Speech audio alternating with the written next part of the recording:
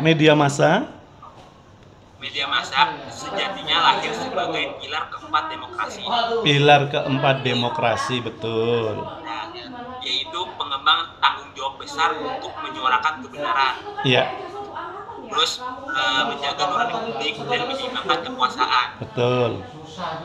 Dan bagaimana Bapak menilai peran media massa saat ini dalam membentuk arah dan cenderung opini publik? Oke Apakah ya. menurut Bapak? Oke, terima kasih Mas. Saya jawabannya gini ya, saya berupaya semampu menjawabnya gitu ya dengan gini, paradigma keilmuan yang dikembangkan di UIN Sunan Kalijaga itu kan integrasi interkoneksi religion, agama Islam, Quran Sunnahnya Rasulullah SAW. Kemudian nanti ada sains, ilmu komunikasi, dan di ilmu komunikasi jelas salah satunya sang komunikator untuk menyampaikan pesan itu ke komunikan atau ke komunitas atau masyarakat kan melalui channel ya atau media ya. Kemudian nanti akan ada impact ya atau feedback atau dampak ya. Nah, kemudian dikaitkan juga dengan filosofi ya atau filsafatnya, filsafat ilmunya atau nilai atau values lah gitu aja ya, nilai filosofis ya atau juga agama, budaya, teknologi. Nah, terkait peran media massa yang berkembang di Indonesia, Pak Mahfud nggak akan menjas ya atau tidak akan kemudian bahasanya gini untuk kayak mengklaim atau mungkin bahasa vulgarnya menuduh, enggak.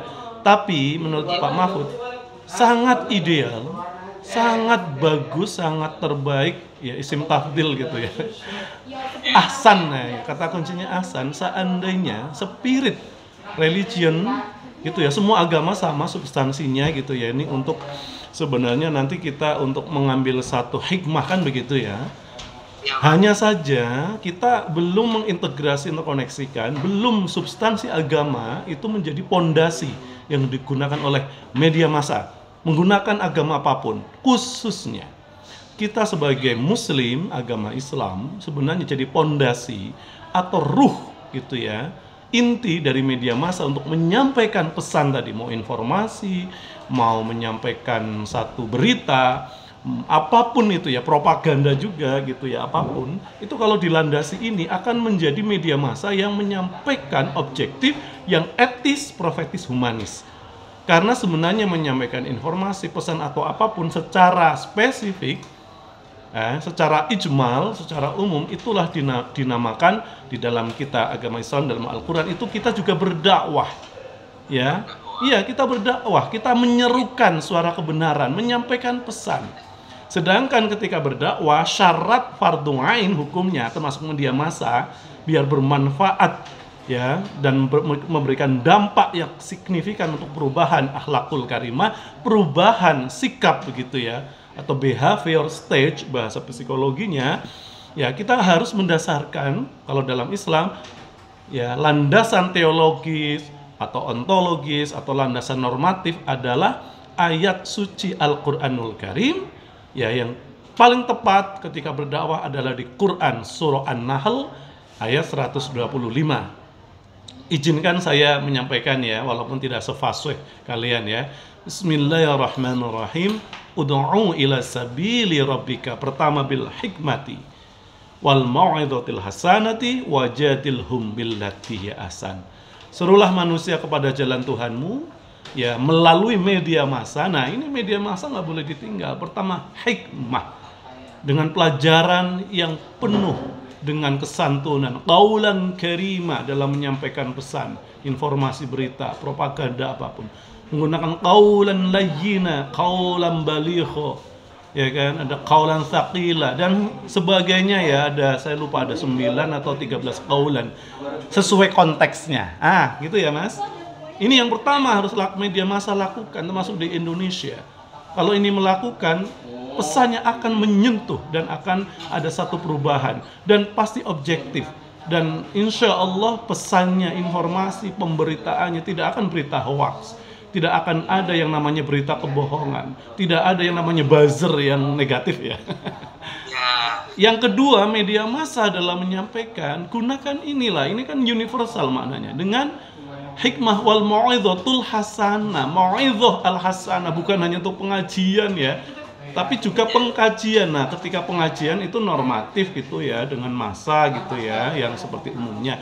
Tapi kalau untuk pengkajian, ini pelajaran yang baik, inilah sebenarnya yang termasuk media massa kita. Dan semua media massa di seluruh dunia sebenarnya. Bahasa universal di filsafat ilmu, media massa fardhu ain hukumnya menyampaikan etis, profetis berdasarkan kenabian yang sidik, amanah, tabligh, fatona, dan humanis. Etis, profetis, humanis, dan etis, profetis, humanis. Dan ada satu lagi Mas, ini kelihatannya lucu, tapi betul, ini media massa sekarang online, nggak tahu ya, kita nggak akan bilang ini kapital, ini penjajahan merusak generasi bangsa, nggak, tapi ini realita. Banyak banget yang namanya informasi, pesan atau pemberitaan atau audiovisual yang sangat vulgar gitu ya, maaf ya, mengeksploitasi misalnya perempuan. Sehingga ketika menurut Pak Mahfud, media massa bahasa di filsafat ilmu ya, tadi kita integrasi untuk koneksikan dengan filsafat ilmu ya, etis, profetis, humanis, dan tidak erotis. Nah itu Mas, kelihatannya lucu ya, tapi betul, alias tidak vulgar, tidak mengeksploitasi baik laki-laki khususnya perempuan. Etis, profetis, humanis, dan tidak erotis. Nah, yang terakhir yang menjadi ruh media massa, barulah ketika nanti ada feedback dari pembaca gitu ya, kemudian ada satu dialektika ya, itu adalah wajadilhum billati hiya ahsan, berdiskusi, berkomunikasi, bermusyawarah. Di Islam jangan konflik, debat saja tidak boleh. Sehingga kalau mau dialog, berdiskusi, berkomunikasi ya, atau kemudian tabayun, konfirmasi dengan cara ahsan, isim tafdil ya kalau nggak salah, yang terbaik. Berarti kalau yang terbaik gunakanlah dulu yang namanya, yang dari Allah Rasulnya, namanya ruh. Ketika ruh digunakan ya untuk kita berkomunikasi, namanya kita berkomunikasi dengan baik, kita berarti menggunakan apa sifatnya Allah, ruh yang sidik, amanah, tabligh, fatona. Sehingga kita menggunakan ruh ketika sidik, amanah, tabligh, fatona, itulah disebut kepercayaan, bahasa Arabnya iman. Kita mengamalkan, kita beriman. Istiqomah, makomnya kita mukmin. Nah ini ketemu, makanya di Quran akhirnya qad aflahal mu'minun. Ini untuk membahas nafsu sorof juga, baitullah loh ya. Tidak ada qad aflahal ladzina amanu. Kalau alladzina amanu dia masih huwallazi bisa khalaqakum faminkum kafir wa minkum mu'min. Tapi kalau al-mu'minun aflaha. Nah gitu. Tidak ada qad aflahal ladzina amanu, adanya qad aflahal mu'minun. Sama perintah puasa tidak ya ayyuhal mu'minun, tapi ya ayyuhal ladzina amanu kutiba alaikumusiyam. Karena kalau al-mu'minun itu bukan as-siyam tapi as-saum, mempuasakan batin zahir lahir sukma jiwa raga selain hanya untuk Allah dan Rasulnya. Begitu. Demikian. Maaf ya, semampunya Pak Kaprodi ya, yang tadi sangat memuaskan loh. Nggak salah kita beli narasumber. Tadi tuh saya lupa, saya niat bawa motor atau mobil ya, tapi karena kemarin sudah mobil gitu ya, tak motor. Padahal tadi kalau naik mobil, saya kan peci selalu ada di mobil ya, karena ini wawancara mahasiswa terhebat Al-Azhar. Tadi saya mau pakai peci sebenarnya, tapi ya, tapi ya don't just the book by its cover lah ya. Iya, kita juga nggak pakai peci nih Pak. Ya. Oke, kita tetap santai saja gitu. Kita tetap melankolis, tapi hati tetap spiritualis. Spiritualis, ya Rob. Monggo, apalagi Mas? Ya, mungkin kita lanjut ya Pak. Boleh. Pertanyaan selanjutnya. Mantap. Kan menurut Bapak kan media massa kan seperti itu, tapi dalam realitanya media massa seringkali melakukan disfungsi atau terjadi disfungsi dalam penyebaran informasinya tuh Pak. Iya. Nah terus coba lanjut ke selanjutnya. Iya. Kapan sebuah media massa itu disebut disfungsi dalam tatanan sosial ketika hal ini terjadi di ruang publik dan menimbulkan kontroversi antar masyarakat? Jawabannya sebenarnya tadi ya sudah terjawab. Maaf ya, bukan berarti saya tahu pertanyaan kedua ya. Ya. Tapi sepertinya Bapak punya indera ke-6 atau ke-7. Mas nggak punya, saya manusia biasa kayak kalian gitu ya. Hanya mungkin udahlah, saya sering menggunakan potensi ruhani atau mukmin karena gini, bendanya satu, nama dalam tasawuf bendanya satu namanya ruh, tapi fungsinya kan banyak. Wa kadzalika auhayna ilaika ruhan min amrina ma kunta tadrimal kitabu. Jadi ruh itu ternyata nama lainnya kitab karena ruh fungsinya mencatat. Tidak hanya iqra bismi rabbikal ladzi khalaq, tapi iqra kitabak. Mahfud, bacalah catatan kejahatanmu, perilakumu. Iqra kitabak kafa binafsikal yauma 'alaika hasiba. Kamu bisa menghisap loh, introspeksi, ngukur dirimu. Begitu ya. Jadi ketika saya teringat semua catatan perbuatan saya, ruh itu berubah nama jadi kitab. Itu dulu, nanti ada ya, wa kadzalika auhayna ilaika ruhan min amrina ma kunta tadril kitabu walal iman. Ruh itu juga nama lainnya iman karena satu-satunya kepercayaan Allah Rasulnya bukan panca indera mulut mahfud suka berbohong, ini maksiat. Ruh ketika sidik amanah tabli fatona namanya iman, potensial. Kalau kita amalkan kita beriman jadi aktual. Kemudian kita konsisten istiqomah, makom kita mukmin alias para aulia Allah, kekasihnya Allah. Gitu ya, dan lainnya ya, nanti membahas tasawuf malah. Oke. Nah, menurut Pak Mahfud, jawaban pertama, ya karena media massa tidak menggunakan inti, substansi, hakikat atau ma'rifatnya sebagai pondasinya dalam menyebarkan, mendistribusikan, menyampaikan pesan, informasi, berita, apapun, tidak menggunakan sifat sidik amanah tabligh fatona, tidak menggunakan tadi hikmah, tidak menggunakan mau'izah hasanah, dan tidak menggunakan, sehingga berimplikasi ketika ada yang berdebat mujadalah yang tulisannya bilati asan, ada berita bohong, berita hoax ya, ada buzzer, ini terjadi konflik. Dan kalau tidak kemudian dapat petunjuk, akhirnya bisa melebar dari konflik yang sangat tidak kita inginkan ya, terjadi peperangan lah, terjadi perselisihan lah, terjadi pertumpahan darah lah, dan ini yang sebenarnya terjadi in the world, di dunia. Karena kita kehilangan hakikat beragama setelah Nabi Muhammad SAW 15 abad meninggal. Apa hakikat yang hilang? Ya, ini hakikat mengenai tidak hanya ilmu syariat, tapi ada tarekat, hakikat dan ma'rifatnya. Ya kan, sedangkan awaluddin ma'rifatullah, awal beragama harus kenal Allah. Kalau kenal Allah, kita amalkan sifatnya Allah, apa? Sidik, amanah, tabligh fatona. Sehingga maaf ya, tanpa menyebut media massa manapun, negara manapun, kehilangan disfungsinya untuk bagaimana bisa mencerdaskan, mencerahkan, memberdayakan, menggerakkan masyarakat karena kehilangan substansi etis, profetis, humanisnya atau sidik amanah tabligh fatona, kehilangan substansi hikmah, mau'izhatul hasanah, pelajaran yang baik, dan kehilangan menyampaikan bagaimana mujadalah bilati asan. Itu Mas menurut saya, tanpa maaf ya menyebut, kalau menyebut saya suudzon nanti. Tapi nampaknya rata-rata begitu ya kayaknya. Iya, Pak. Kecuali media massa yang dipegang orang-orang mahasiswa soleh kayak kalian. Nah, apalagi setelah ketemu sama orang yang cakep ya. Ya, cakep banget Pak. Monggo, apalagi?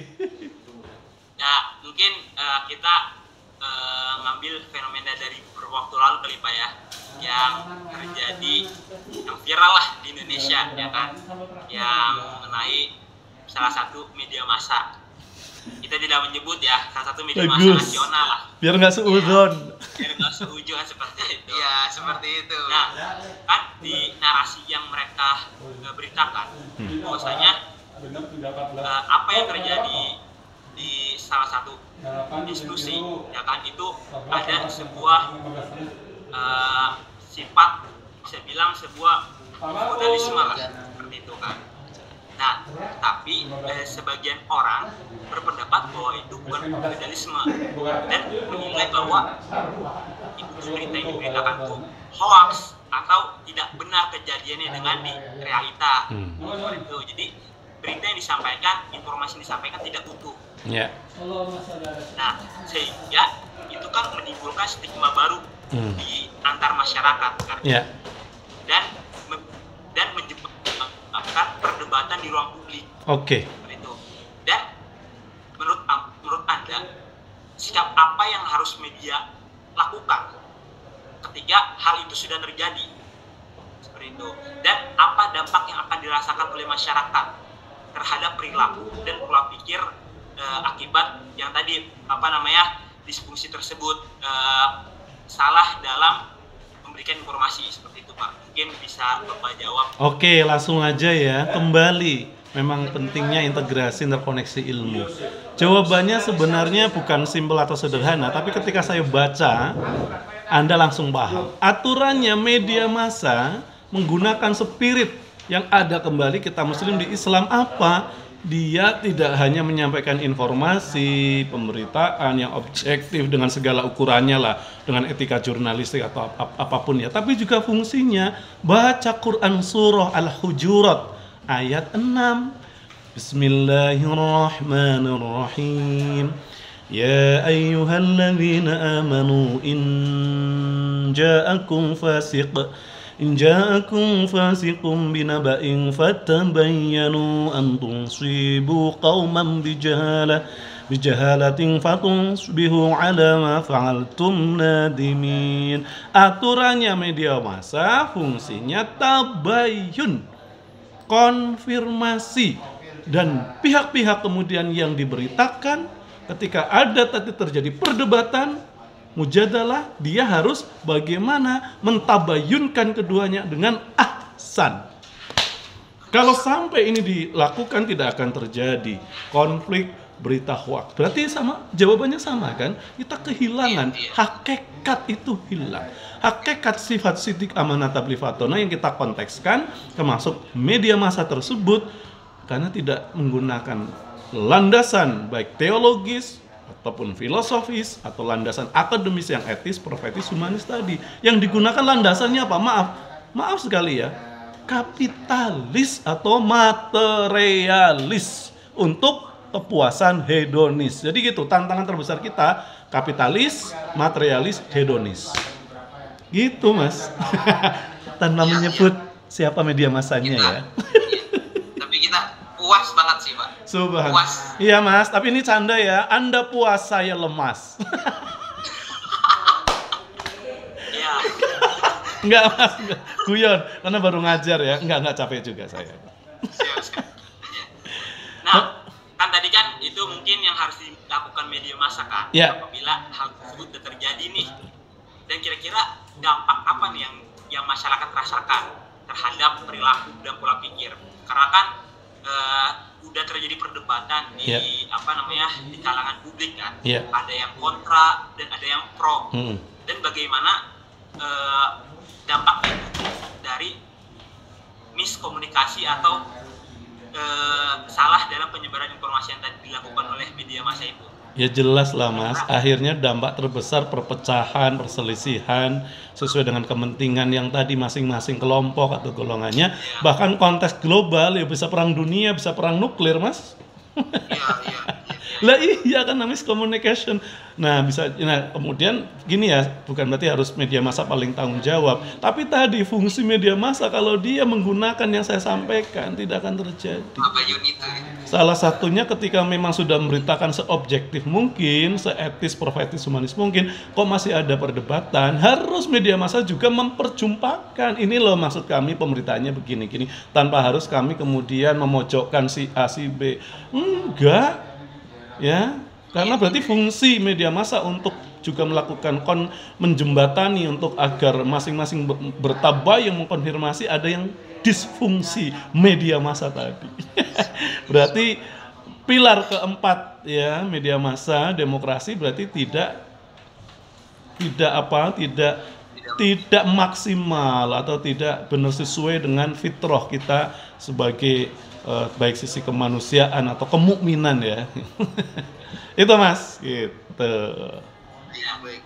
Nah, kan itu kan dalam sudut pandang agama Islam mungkin Iya. Basicnya kan. Tapi kira-kira apa yang harus dilakukan oleh media massa yang bisa bilang mereka tidak terafiliasi dengan ormas-ormas Islam, yang dimana mereka tuh mungkin punya orang-orang luar atau orang yang bisa bilang orang-orang yang punya kepentingan lah, yang kepentingan dalam media massa tersebut. Ya itu. Kira-kira Betul. Makanya bahasa Islamnya kan kita ada teks ya. Tadi saya baca Al-Quran teks. Tapi ketika konteks, kontekstualisasi ini bahasa universal, Mas. Bahasa kemanusiaan yang adil dan beradab. Sehingga media massa tadi, baik konteksnya mau yang terafiliasi dengan Islam atau tidak, ya kalau kemudian dia nggak melakukan sesuai dengan fitrah kemanusiaan yang adil dan beradab, ya itulah yang buat kehilangan disfungsi. Jadi secara global begitu. Sikapnya gimana ya? Kembali kepada suara yang di dalam hati. Bahasa Islamnya suara ruh, bahasa tasawufnya suara mukmin, bahasa Inggrisnya kembalilah ke voice of the heart, sense, feel. Bahasa Islamnya ini yang suci, ini yang sidik, amanat, tablifat, pure, murni dari Allah dan Rasulnya. Di As-Sajdah ayat 9, Bismillahirrahmanirrahim, tsumma sawwahu wa nafakha fihi, min, direct harfun jarin kan, ya kan, min ruhihi wa ja'ala lakum. Media massa harus as-sam'a, mendengar, wal absara, melihat, wal afidah, merasakan. Bukan hanya pakai telinga, ini alat mendengar. Bukan hanya pakai mata, alat mendengar, alat melihat. Bukan hanya pakai liver, hati, tapi yang pakai fuadun atau qalbun. Karena melihat, mendengar, merasakan itu pakai ruh. Karena tanpa dihidupkan ruh, kita tidak bisa hidup. Jadi bahasa universalnya, sikap media massa harus menggunakan tadi bahasa filsafat, bahasa universalnya etis, profetis, humanis. Bahasa Islamnya ya kenabian yang sidik, amanat, tablifatona. Itu sebenarnya kita hanya bermain di diksi lah, teks yang kita kontekskan. Monggo nanti kalian saya minta untuk bagaimana dieditnya menggunakan kalimat kalian, tapi saya tetap minta untuk evaluasi saya, siapapun yang wawancara biasanya saya minta nanti setelah selesai untuk narasinya atau selesai transkripnya atau apa, Pak Mahfud dikirim ya buat bahan evaluasi muhasabah. Ya jangan-jangan yang Pak Mahfud sampaikan terlalu lebih, hiperbola, sok tahu ya kan, padahal mungkin Pak Mahfud juga tidak begitu banyak tahu, sehingga kan nanti untuk kedepannya Pak Mahfud menyampaikan yang lebih sesuai dengan kadar kemampuan Pak Mahfud. Oke, ada lagi? Monggo. Coba saat kerja. Ya. Kita lanjutkan, tadi ada 3 pertanyaan ya Pak. Yeah. Kita pertanyaan keempat itu bagaimana sih pandangan Bapak mengenai media massa yang merupakan kan sumber informasi ini dipandang sebagai mesin ekonomi yang kerap kali diatur oleh permintaan publik dan kepentingan yang selalu berubah. Karena media massa kini lebih fokus pada kecepatan dan sensasi dibanding akurasi informasi. Apakah orientasi media pada kecepatan dan sensasi dibanding akurasi dapat dikategorikan sebagai bentuk diskusi, dan pihak mana saja yang melatar belakangi hal tersebut? Oke, terima kasih ya. Kecepatan, akurasi sebenarnya itu hal malah yang ideal ya, yang bagus ya. Iya. Tapi sekarang kalau kembali ke Islam, innamal a'malu binniyah. Niatnya apakah spiritualis atau kapitalis, materialis, hedonis? Tergantung bagaimana pro pimpinan yang sesuai seperti Rasul, sidik, amanat, tablifatona, atau pimpinan yang memang dia pro kapitalis. Itu akan terlihat. Sedangkan fungsi media sendiri, Mas, ya, dalam ilmu komunikasi jangan lupakan selain kecepatan, akurasi, kan ada fungsi utama media di komunikasi, ada efektivitas, ada efisiensi, ada konkret, mengandung motivasi, edukasi. Mau akurasi, mau cepat, ada edukasinya tidak.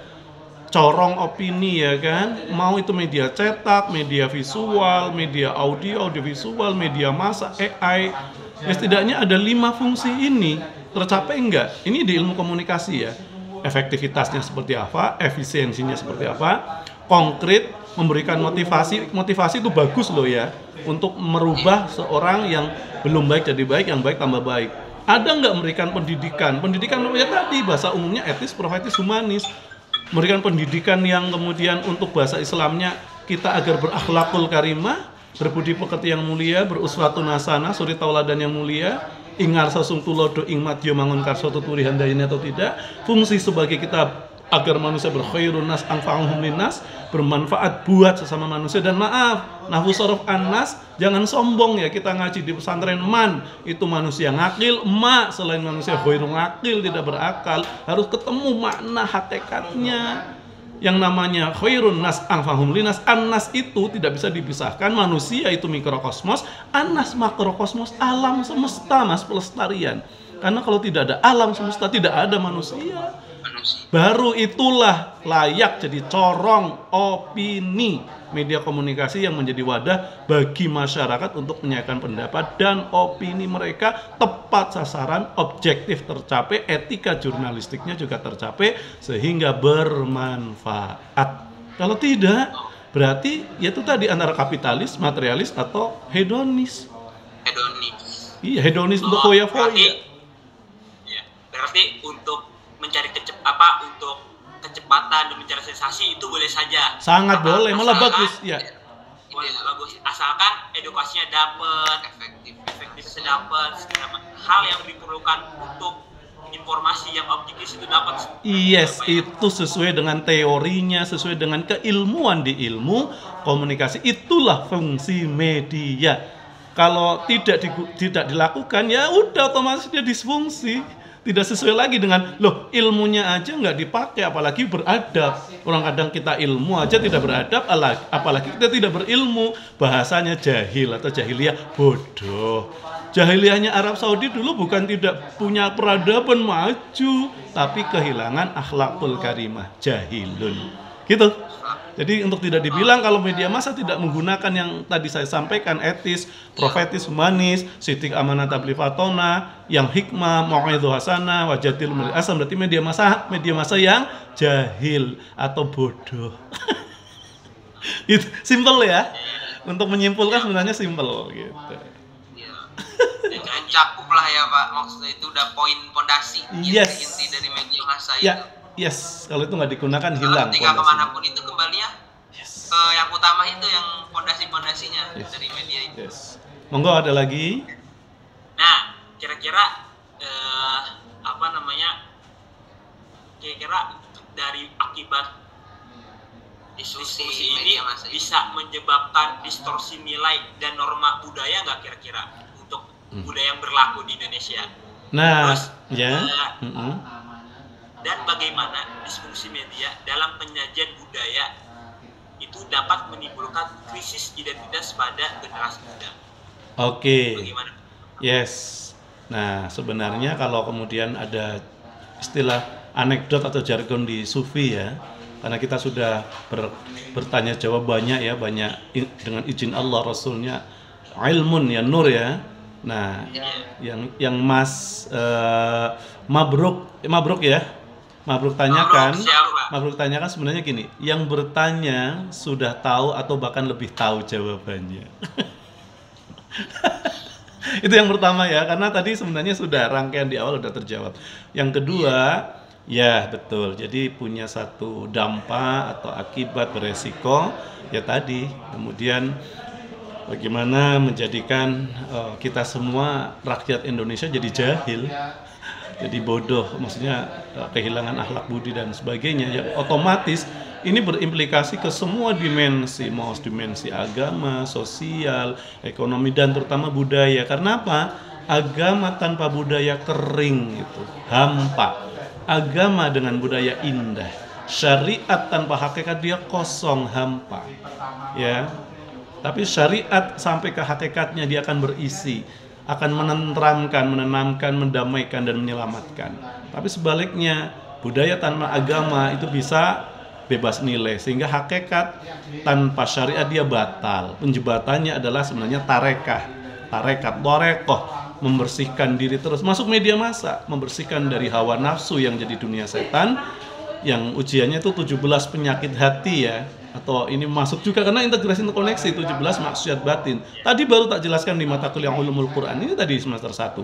Dan mahasiswinya cantik-cantik kalau ingin kenalan. Solihah, cantik, anak pesantren, udah. Apalagi ilmunya integrasi interkoneksi loh. Apalagi akreditasi unggul internasional, akreditasi Jerman FIBA A, dan mau maju Equin FIBA A, mau 3 loh. Tak kenalkan besok ya dengan Naswa salah satunya. Nah, gitu ya. Gitu. Jadi kita jelaskan memang semuanya tidak hanya dalam level syariat atau rekohnya, juga hakikat ma'rifatnya yang kita kontekskan dengan bahasa umumnya, bahasa universal. Sehingga media massa juga jangan sampai terjebak ke yang namanya sifat manusia, itu pantang kelintasan, pantang kerendahan, pantang kekurangan, pantang kekalahan. Kalau memang media massa juga kapital material begitu, disfungsinya hilang, bahaya banget. Ya, dia bisa menjadi trigger, pemicu. Karena fi qulubihim maradun fazadahumullahu marada. Allah kalau nggak berikan hidayah, penyakit hati akan ditambah jadi 10. Media massa akan jadi congkak, ujub, ria, takabur, iri, dengki, hasud, fitnah, tamak, loba, sombong. 4+10 14. Puncaknya sifat manusia termasuk melalui media massa kalau nggak mampu memahami ini, ya dia akan pembenci. Bisa membuat antar kelompok, antar orang, antar pimpinan, antar negara bisa saling membenci. Dan kalau nggak teratasi dengan informasi yang salah, pesan yang nggak tepat, yang tidak sidik amanat tabligh fatona, tidak etis profetis humanis, tidak hikmah mujadalah, tidak hikmah mau'idhah hasanah wajadun bil hasan, dia akan sifat kesetanan, finar, sifat setan, apa pendenda, Mas. Puncaknya yang paling bahaya yang sudah terjadi ya, khususnya misalnya ada sahabat kita yang di Timur Tengah kok ya berperang terus ya tanpa menyebut negara manapun, agama manapun. Akhirnya apa? Kena sifat kejinan, sifat jin, finarisamum, dari api yang menyala, membakar, menghanguskan, membinasakan.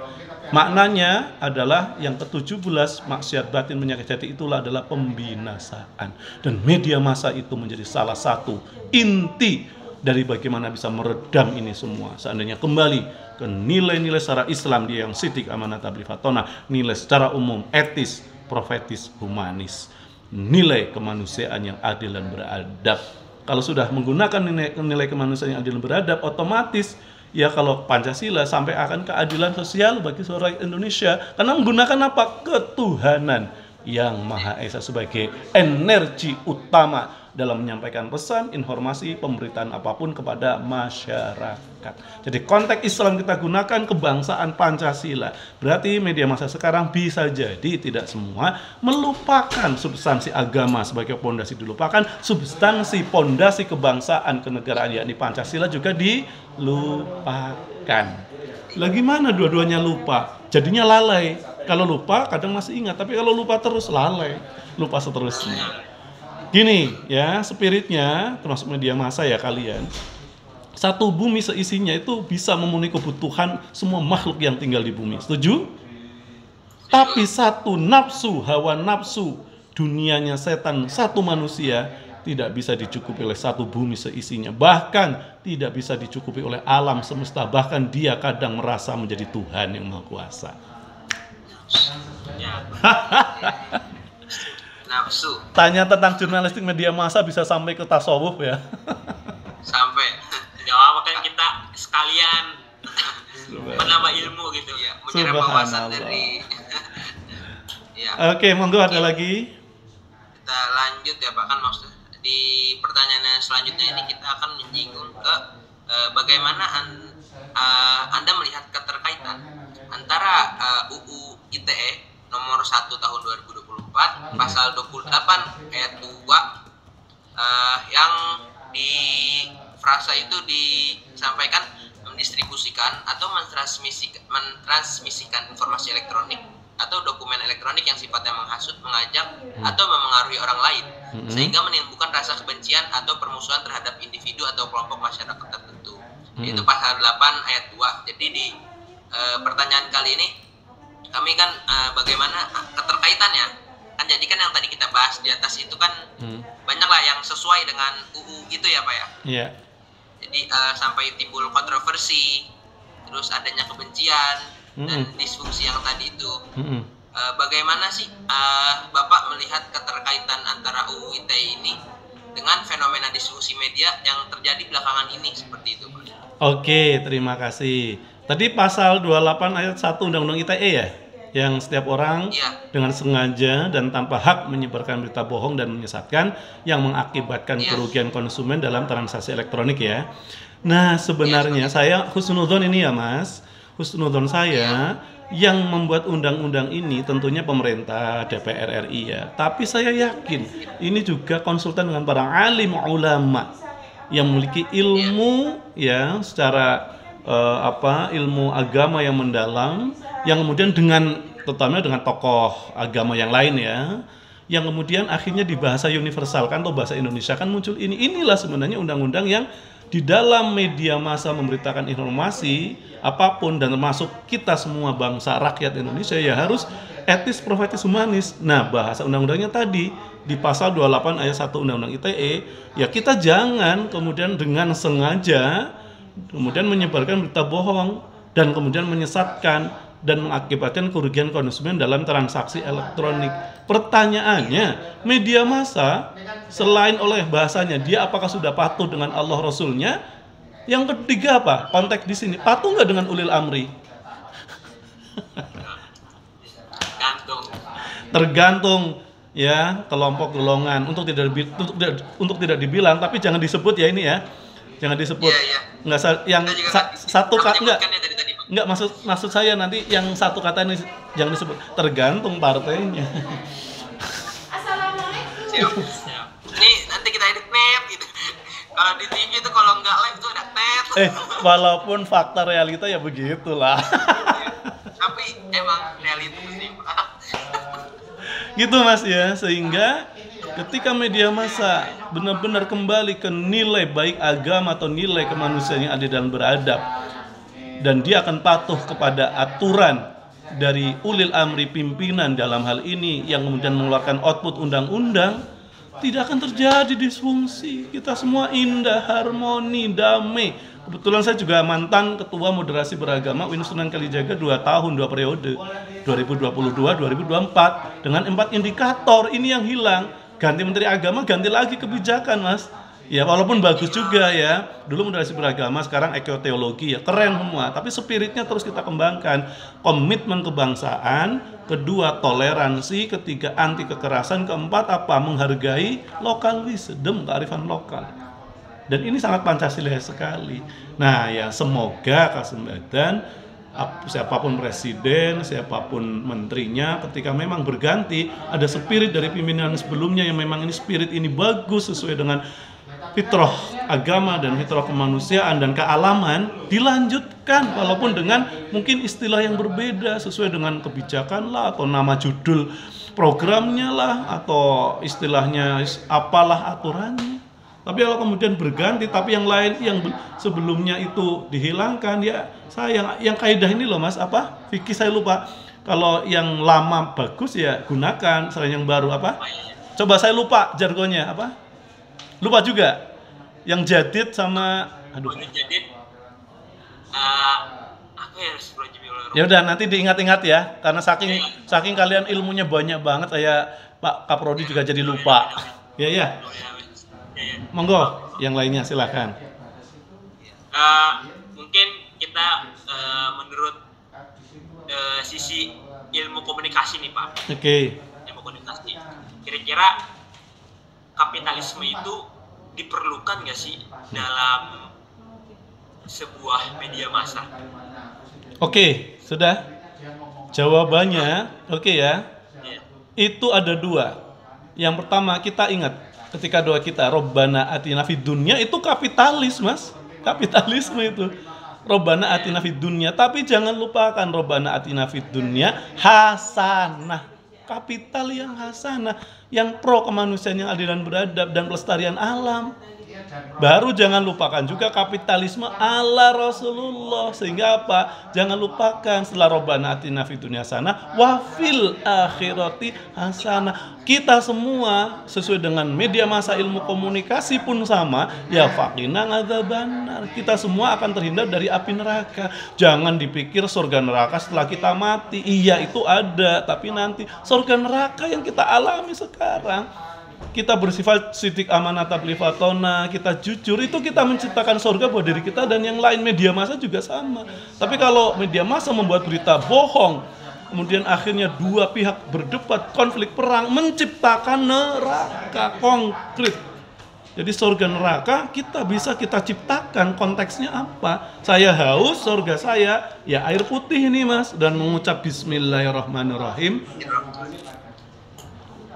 Alhamdulillah saya sudah menciptakan surga buat saya sendiri. Tapi saya dengan mahasiswa kayak tadi misalnya, maaf ya, saya sibuk, saya nggak mau diwawancarai dan Anda siapa? Saya menciptakan neraka buat mahasiswa, sombong. Konkret kan? Ya, Sangat konkret, Pak. Sangat konkret. Biar agama itu tidak abstrak, agama itu konkret. Allah, Rasulnya, malaikat itu semua konkret, nyata adanya. Bahasa sayanya energi semesta. Lah iya, kita ngaji Quran, teks ada misalnya syamsun, matahari. Lah kan bendanya, zatnya, substansinya, fungsinya, kegunaannya kan nggak ada di teks. Namanya ayat qauliyah kan, firman Allah disampaikan kepada Nabi Muhammad melalui malaikat Jibril. Yang menyampaikan itu Ahmad, Nur Allah, yang kemudian menyuarakan, membunyikan, mengatakan kan mulutnya Nabi. Makanya disebut ayat tanda qauliyah karena dibunyikan melalui mulut. Ya kan? Ini prosesnya. Nah, harus dikonfirmasi dengan ayat kauniyah. Mana sih matahari yang teorinya itu katanya menghidupkan bumi? Oh ya, di alam itu loh matahari. Nah, jangan lupakan yang ketiga ayat nafsiyah. Kalau enggak hilang ini.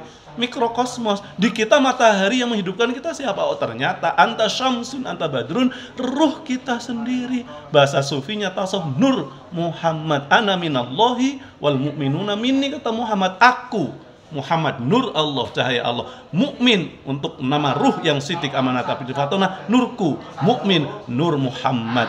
Bahasa anak mudanya adalah avatar eng. Pengendali angin, air, tanah, api. Karena angin itu yang menjadi hawa, air menjadi nafsu, ya, kemudian tanah ya, bumi yang menjadi dunia daging kita, kulit ya, dunia tubuh manusia, dan kemudian api itu menjadi sifat setan. Hawa nafsu itulah dunia setan. Ini sekaligus saya berbagi kurikulum ilmu hakikat ma'rifatnya Islam selain dimensi teks, syariat, dan tarekatnya. Semampu saya yang masih bodoh. Ya biasa-biasa, merendahkan hati untuk meningkatkan kualitas diri. Masya Allah. Prinsip yang sangat baik, sangat menginspirasi. Subhanallah. Ada lagi? Alhamdulillah. Mungkin udah itu aja dari kami, Pak ya. Oke. Oke, closing statement dari kalian, izin saya video ya. Monggo. Iya. Oke, siap. Monggo, silakan. Saya ingin izin kalian closing statement dari Mas Mabruk dulu, baru Mas Reza. Monggo. Hasil kita musyawarah agama silaturahim atau hari ini berkomunikasi tentang jurnalistik dan media massa gitu. Berarti jurnalistik dan agama mempunyai keterikatan satu sama lain ya. Yes. Di mana media massa itu tidak boleh terlepas dari unsur-unsur agama. Agar apa? Agar media massa bisa selalu ingat atau bisa selalu berfungsi dengan sebagaimana mestinya, seperti itu ya. Dan Good. tidak juga keluar dari hal-hal yang humanis. Iya. Yes. Good. Oke, Mas Reza. Dari saya, Pak, yang paling melekat itu karena tadi di setiap pertanyaan dan jawaban yang Bapak sampaikan itu kan kembali kepada fondasi media massa itu kan tadi kayak yang pertama itu di etis, Yeah. perfektis, humanis. Ada bonus sedikit jadi dan tidak erotis. Ya. Betul, tidak vulgar. ya. Terus yang kedua tuh tadi di yang hikmah, terus mauidul hasanah, sama yang kita jadi bil ahsan. Yes. Kemudian rujukannya tadi kan itu ke ayat suci Al-Quran, maka keterkaitan antara media massa dan tadi sampai kita bahas ke tasawuf, hakikat ke sana, ke iman, ihsan, dan ruh, memang itu sangat yang seimbang lah antara media massa ini. Kita merujuknya ini langsung kepada religi kita, spiritual kita, dari iman, dan yang tadi dari ruh, hati, sebelum panca indera kita itu bisa bekerja, semua itu kembali dari ruh kita. Subhanallah. Tepuk tangan dong buat kita. Berarti Anda paham.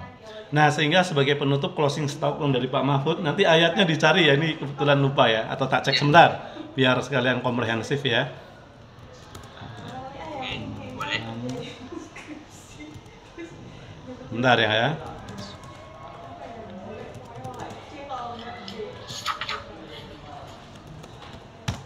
Ketemu ini ayat. Aduh, bentar. Aduh, malah kepecet. Iya Pak. Kayaknya kamu ini deh diterjemahin bahasa Inggris semua apa kan udah Oke, Quran surah Al-Isra ayat 85. Al-Quran surah Al-Isra ayat 85, yakni bismillahirrahmanirrahim. Wa yas'alunaka 'anir ruh qulir ruhu min amri rabbi wa ma utitum minal ilmi illa qalila. Memang ruh urusan Tuhan, tapi jangan titik koma tadi. Ya. Wa ma utitum minal ilmi. Carilah yang illa qalila. Akan bertemu. Maaf Pak Mahfud, bukan yang qalil itu. Pak Mahfud tidak tahu apa-apa, hanya diberitahu ya oleh guru-guru tercinta sepemahaman Pak Mahfud ya, oleh para alim ulama atau aulia yang menginformasikan, memberitakan, memberikan ilmu ya. Karena kalau Pak Mahfud merasa tahu, nanti Pak Mahfud berarti sombong, dan karena hanya merasa tahu nggak pernah makan tempe. Demikian ya. Assalamualaikum warahmatullahi wabarakatuh. Waalaikumsalam. Mungkin Pak Mahmud, mungkin kita bisa foto dulu. Oh boleh, siap.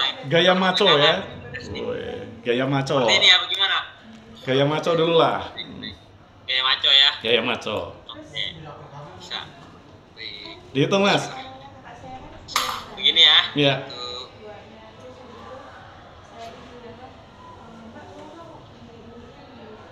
Tunggu Pak. Bentar, Pak. Sebentar, belum. Sekali lagi Pak mungkin. Sekarang gaya integrasi interkoneksi begini. Integrasi agama, Islam, Quran, Sunnahnya, tadi sains, ilmu komunikasi, media, jurnalistik, dan filosofi, filsafat, filosofis, values-nya. Ini. Nah. Oke.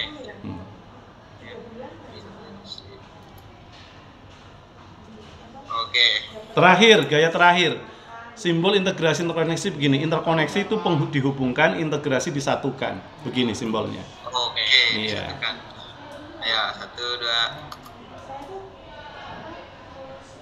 Oke ya.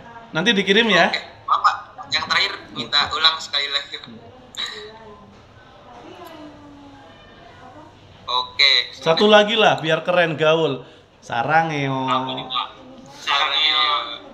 Oke. Oke. Biar anak muda. 1, 2. Oke ya. Maaf Pak, ulang Pak. Yang terakhir. Ya, 1, 2, 3. Ya, dah. 1, 2. Oke. Oke ya. Udah cukup, karena selain pose sarangeo, nanti kalau foto lagi ada pose sarang ular, sarang lebah, sarang burung ya. Sarang tawon Pak, sarang tawon. Pak, Ya, Pak. kami berterima kasih banyak Pak. Bapak udah meluangkan waktunya, sudah memberikan kami kesempatan untuk berbincang-bincang dengan Bapak. Oke Mas. Ya, Pak Mahfud sebagai penutup sebelum kita berpisah ya sementara gitu ya, bil jasad, karena kalau kita sudah ngobrol ruh, berarti sekarang kita nyambung komunikasi dengan ruh batin ya. Yang Pak Mahfud sampaikan semua bukan sebagai bahan keputusan ya Mas Mbak. Iya. Kalau sebagai bahan keputusan Pak Mahfud sombong, nanti merasa paling benar ya, tapi sebagai bahan pertimbangan. Ditimbang dengan rasa, voice of the heart, sense, feel, ruh mukmin di dalam dada, dan kalau dirasa kok bermanfaat, mari sama-sama kita amalkan. Kehadapan Allah dan Rasul-Nya, Pak Mahfud mohon taubat dan ampun. Kehadapan guru-guru tercinta mohon bimbingannya. Semoga kesempatan dijabahi. Mas Reza, Mas Mabruk, Pak Mahfud, kita semua diberikan kasih sayangnya Allah di Baitullah. Demikian, terima kasih, sukses selalu, good job, good luck, ya, God bless you and love you. Thank you. Iya. Itu penutup, tolong ngajar Mas. Sama-sama. Assalamualaikum warahmatullahi wabarakatuh.